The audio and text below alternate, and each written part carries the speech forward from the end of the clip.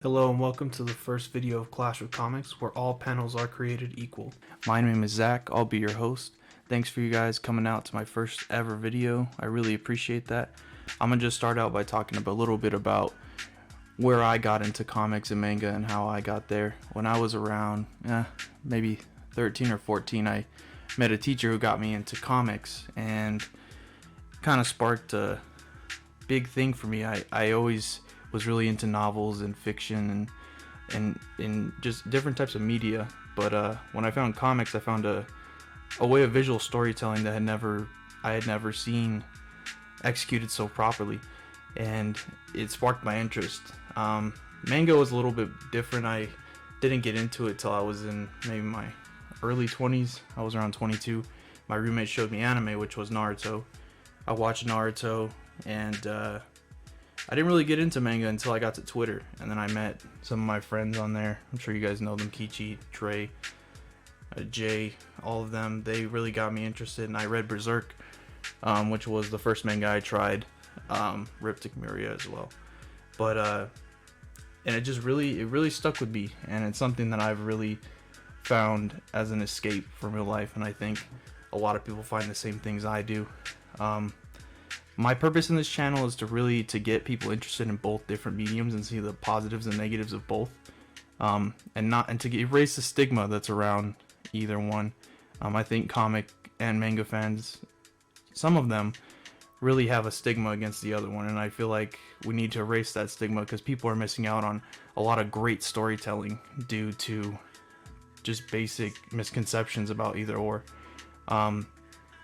Anyway, that's pretty much what I'm gonna be talking about today. I'm just gonna go over my biggest things with both mediums and why I love both. I hope you guys enjoy it. So moving on, I just want to talk about why comics and manga as a visual storytelling medium really are effective to me. One thing about comics that I really like is comics give you a wide array of stories to interlock and read about, and to get different angles from, and to connect a ever expanding universe, a universe that has tons of characters and tons of different settings and places that you hop to different places. It's one of the reasons I really like One Piece. One Piece is something that I feel like the universe, it lives and breathes. When something small can happen in an arc from 400 chapters ago, but it could be relevant 500 chapters later. And it could be something small that is not relevant necessarily to Luffy and the Straw Hats, but it ends up being relevant later. I think that's a really big deal with immersion. It's something that with novels is really big with the language they use, the descriptive tools, the different ways that it makes your imagination go. Manga and comics don't really have the same luxury because they have a limited amount of space for words and things like that, but you have to do that through your art, through what you're seeing. You have to understand the same things that a novel gives you through its descriptive words. And to me, seeing a manga panel or a comic panel that had hype built up to it, and it was something that you've been waiting for, and you get that giant spread, and that spread has something that you've been waiting to see. And it really is just a peak, because you look at it and you can imagine what is happening in that panel, and it invokes emotion. I feel like even with movies and stuff, it does do that, but it's not the same. It's not the same as flipping the page and seeing Luffy standing over Katakuri, or seeing all the Avengers standing ready to fight for the rest of the universe. It's just a way of visual storytelling that's hard to explain why it hits so well. And I think manga and comics do it just as good, just in different ways. That's one big thing I like as far as comics and manga. Another thing is storytelling. The way that stories are told in each medium. In manga, it's usually one cohesive story that builds up, and then it has reveals and payoffs, things that really keep you interested and invested in the story. That's manga's strength. It's really good with cohesive continuity, keeping a great story, while comics is more of a little bit more all over the place. I don't know if that's the right word, but it seems like manga is better at cohesive storytelling, but the types of stories that you can get in comics, I feel like, is very interesting. A lot of people look at comics and go, oh, well, that's just superheroes, it's nothing.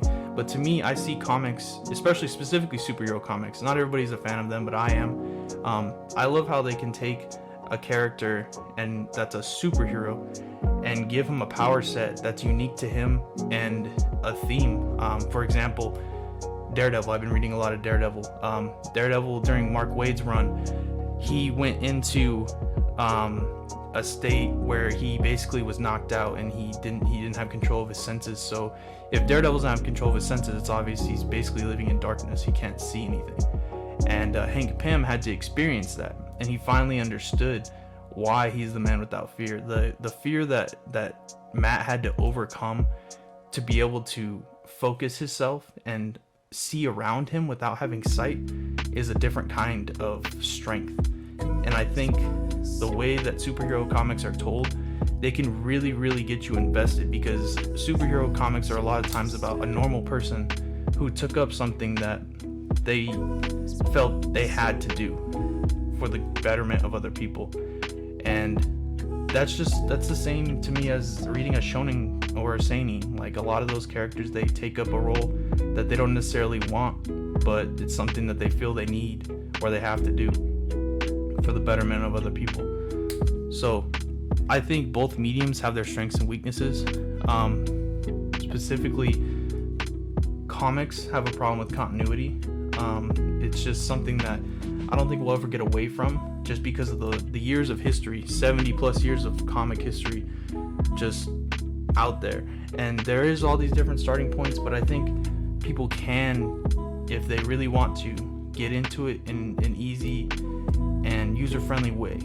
Also, I think another thing that people don't realize is that there's also indie comics that are structured similar to a manga, where it's one cohesive story written in a limited amount of chapters, with no other additional tie-ins. I mean, sometimes there is, but very rarely with indies. It's usually just one cohesive story.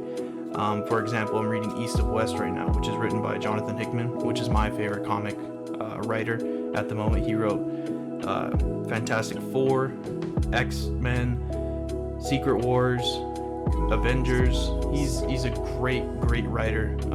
I aspire to be like him one day. He's such a great storyteller, and it's something to me that he really has a grasp of his universe and the characters within it and how they interact.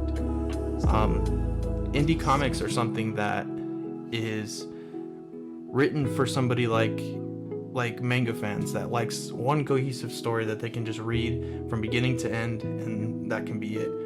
I totally understand that. I love indie comics when they're good. They're great storytelling. So the main point I want to get to this video, the other day we had the passing of Miria, which affected the manga community greatly, and someone had made a comment regarding manga, as he said it was weird. He said that basically that he can't get in, he's not into Japanese comics because they read weird, which I just want to address that. It's not very hard to read right to left. I'm not sure why people were having struggles with that, but I want you to know, if you aren't reading manga or comics because of an idea that you have about them without actually trying them, then you're missing so much storytelling, so much great stories being told. Marvel, DC, indie, comics, shonen, seinen, all these, it's just different types of storytelling, and I think that's the real point I'm trying to get across with my channel, and I'm going to show you that with these videos. These videos, I'll go deep dive into both comics and manga. I'll compare them. I'll do them singularly and focus on one topic of comics or manga, but I think the biggest thing I want to get to you guys is that both of these mediums have great storytelling with great tools to get you invested in their stories. And I think a lot of you have not had the exposure, or have not had someone to get you into it to understand why it's such a great medium on either side. And that's what I'm here to do. I hope you guys really enjoy my content going forward. I feel like I have a lot to bring to the table because I have a good amount of knowledge on both, specifically manga and comics, especially Marvel and DC. I'm really knowledgeable on those two. I haven't delved too far into indies yet. I've read a couple. I've read Invincible, East of West. I'm gonna start Black Science at some point, but I have a lot of recommendations for that as well. I want everybody to follow me on Twitter. Wally'sR34 is my @. There you can DM me, you can hit me up on the TL. I will always respond. I may not get back to you right away, but I will respond. I have a lot of people that be asking me about that. So if you guys are interested, definitely hit me up on Twitter. I also am going to link my Discord in the description so that you guys, or not my Discord, but me and Noxy, I'm sure you know him on Twitter. We have a Discord that we go in there, we pretty much read comics and we stream in, we talk about them pretty much almost every day. We'll be in there. If you ever want to meet up and talk, you can definitely hit me up on Twitter. I will let you know when I have time. I'm just glad you all came out for this. I really appreciate it. I'm hoping to give you guys some really good content. I just want to end the video with maybe some recommendations for people that are interested in comics or manga. For me, the best things to start with, specifically for comics, if you're a manga fan and you want to get into comics, read Ultimate Spider-Man. It's one cohesive run. It's non-canon. The end of it is canon when Miles Morales gets introduced, but that's not until later in the story. But it gives you basically a fast track on the Spider-Man mythos, so you can get introduced to different villains and different dynamics within the Spider-Man mythos, like characters like Peter, MJ, Gwen, Aunt May, Jonah Jameson. All those characters are within it, and then you get cameos from all different types of characters like Venom, Punisher, Daredevil, Wolverine, and it's really a good introduction into comics without having to read a bunch of tie-ins to understand the story. You just read one cohesive Spider-Man story, and it's a great story. It's one of my favorite comics, just period. But it's my best suggestion for someone that's never read a comic. It's really easy to get into and read and understand the story cohesively. Really fast-paced storytelling. It's really enjoyable, and the art is beautiful. As far as comic fans, for the most part, most of them have at least delved into manga a little bit. I would say some good recommendations for that would be a series like My Hero Academia. That's written by Horikoshi. He takes a lot of influence from American comics and does a lot of references, so that's, for me as a comic fan, I found a lot of enjoyment reading that manga. Another example would be Vinland Saga. Vinland Saga is a seinen.